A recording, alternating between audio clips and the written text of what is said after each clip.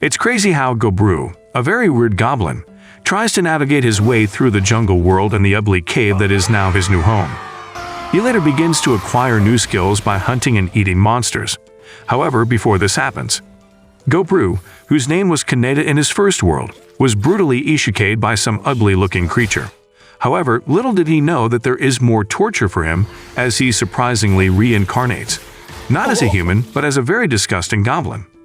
On the first day of his rebirth, he opens his eyes slowly to a very odd environment and sees that he has just woken up among goblin babies, and he is not an exception.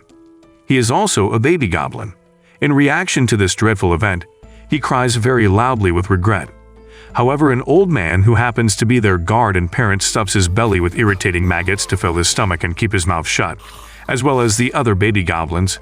He eventually gives Kaneda the name Goblin, while he also names the other babies like Gobkichi and a few others. On the second day, still with the ugly green babies, he scampers for survival with his tiny hands and body, while the rest are asleep. On the third day, he is shocked to see that he has already grown into a young teenage goblin, but still ugly.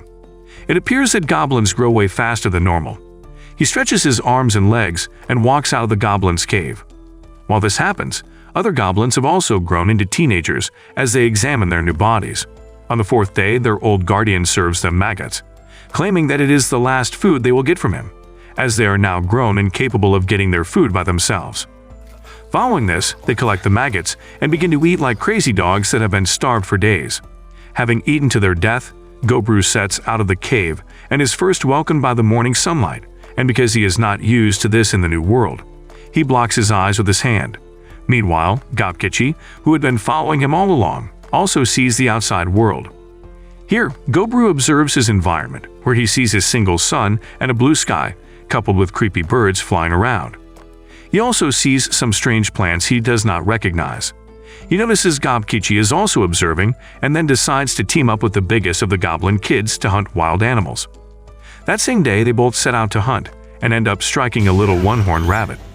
However, after killing it, Gobkichi begins to salivate and tries to eat the game alone. Seeing this, Goblin beats him black and blue, bringing him to his senses and making him understand that the meat should be shared and not eaten alone by the big-for-nothing glutton. Having fainted after the torture, Goblin tries to find a way to create a weapon using the horn he had acquired from the rabbit. However, he is shocked to find out that he had acquired a new level just by hunting down the rabbit and seizing its horn to make a weapon. At this time, Gobkichi has already exhausted the saliva in his mouth just because lunch is delayed. Goblin finally gives him the chance to stuff his stomach with the raw meat. He cries and eats at the same time. Goblin, who is disgusted by this, tells him to either eat or keep crying like a fool. On the fifth day, he uses the weapon he had created from the previous hunt to kill another rabbit with a single horn. Having acquired a new level from eating and making a new weapon from the rabbit, they retire for the day. On the sixth day, after Goblin tells Gami, a female goblin who had managed to be a little above ugly, emotional damage. She seems very excited as she clings to him like a perverted baby. She ignores the big-for-nothing Gobkichi and keeps talking about how amazing her newfound crush is. Goblin promises to take her for the next hunt, which makes her very happy. However, they are eventually unable to hunt on the seventh day as there is a heavy downpour of rain. They then postpone the adventure to the day after that. Goblin sees this opportunity to check out new weapons. However, he is shocked to his bones as he sees a group of clothless women, but there was nothing he could do to help them. Later that day, when he is trying to build a new weapon, Gobji, his old guardian, notices that he seems rather motivated. Following this, he tells Goblin that he may level up greatly if he continues with his skillful exploits. Having said this, he instructs Goblin to make a signal which surprisingly shows him his level at the time. He has already attained level 86. Gobji then states that he will be able to evolve into a more advanced life form if he is able to attain level 100. Dare I say that goblins grow rather ridiculously as this ugly, short and very old man is only in his 20s. Gobji ignores his assessments and tells Goblin to brace himself as youngsters from the village will soon return. This will give him an opportunity to see what an evolved hobgoblin looks like.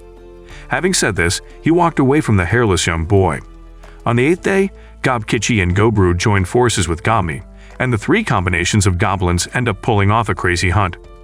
They kill and feast on different types of monsters. While they eat, they acquire a new ability which helps to resist venom.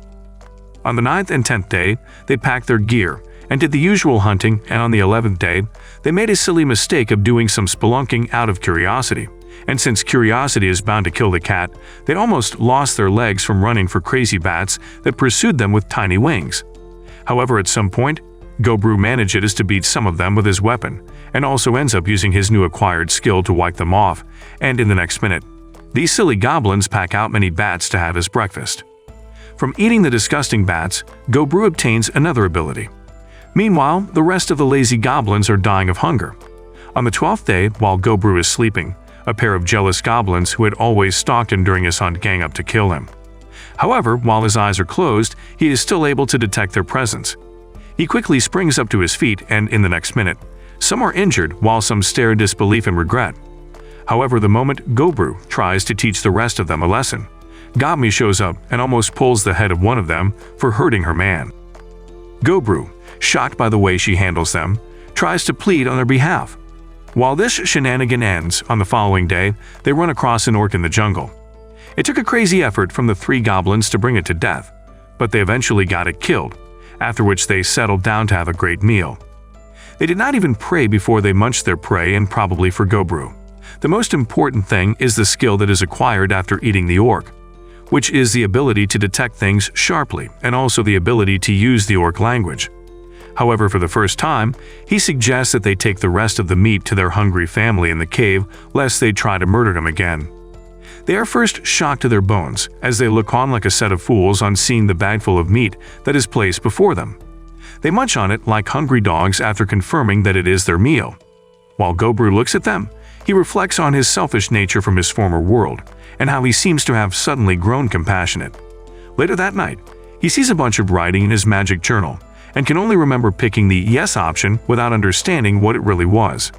After that, he went back to sleep uninterrupted.